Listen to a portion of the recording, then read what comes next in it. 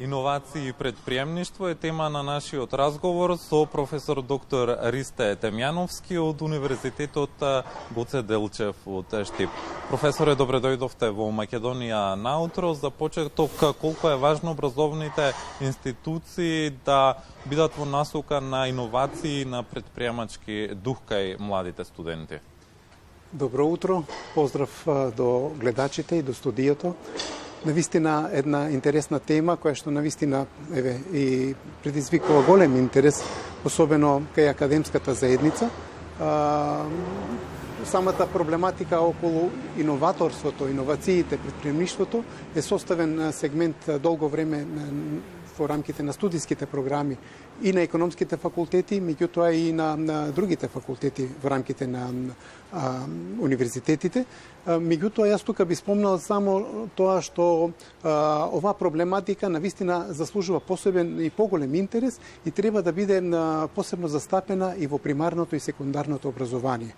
Затоа што севкупниот развиен свет посветува големо внимание на оваа проблематика и настојува на сегментот на предприемништво, предприемнички начин на размислување и иноваторство да биде застапен уште во млади години кај учениците и средношколците.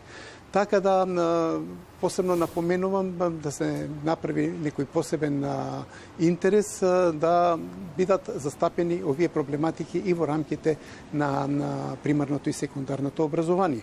Затоа што секоја земја својата конкурентска предност, својот економски развој и благосостојба всушност го темели на развојот на предприемништвото, предприемничките вештини и иновациите. Како професорите да поттикнат предприемачко размислување кај студентите? Работата е што во секоја студиска програма, на секој предмет може да се најдат одредени форми каде што може да биде застапено на предприемништвото. Значи, предприемништвото не е некоја привилегија само за економистите и за економската наука. Тоа е сега во центарот на вниманието на дигиталната технологија. Таа има во медицинските науки, ја има во модната индустрија.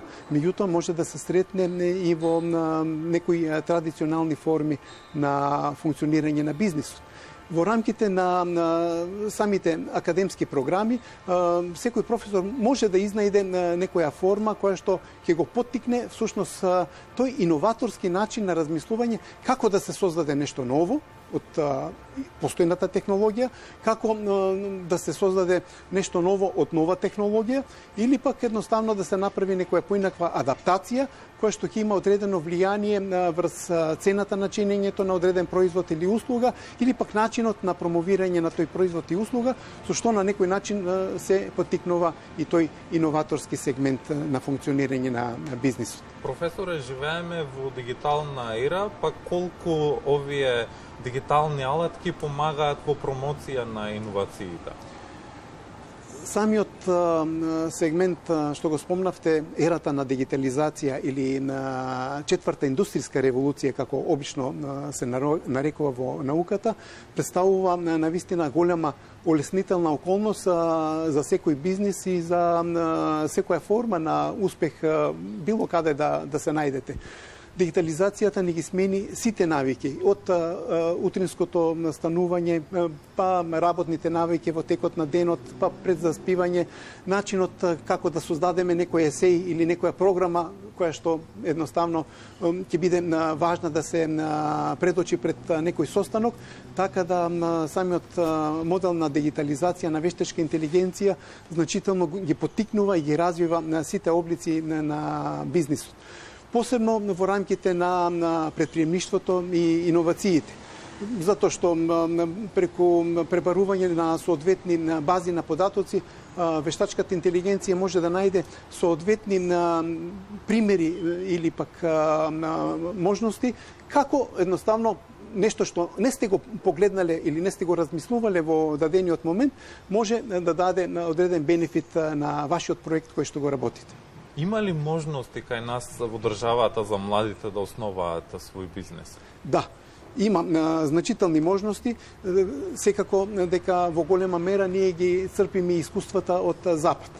Таму, еве, неколку години бев учесник на еден проект наречен Coworking Spaces, каде што токму е застапена можноста младите луѓе, особено и средношколци и лица кои што се без работа или пак во академската средина, меѓусебно да се здружуваат и да започнат одредени иницијативи во одредени канцеларии кои што се обезбедени со информатичка технологија, кои што се изнајмуваат на час или на ден, каде што може да се дружат, да разменуваат одредени искуства, брейнсторминг моделот, и на тој начин и да се групираат за одредени бизнис идеи кои што може да бидат предмет на нивната идна професија.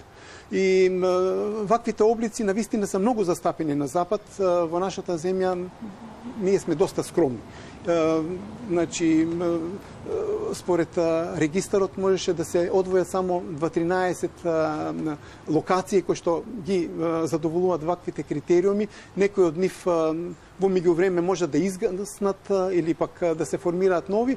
Меѓутоа е потребно навистина поголема застапеност и промоција на ваквите форми кои што ќе им овозможат на младите луѓе да ги разменуваат своите идеи и мислења и да започнат заеднички бизнис. Професоре, ви благодарам за одвоеното време и гостувањето во Македонија. Благодарам и на вас и многу успех понатаму.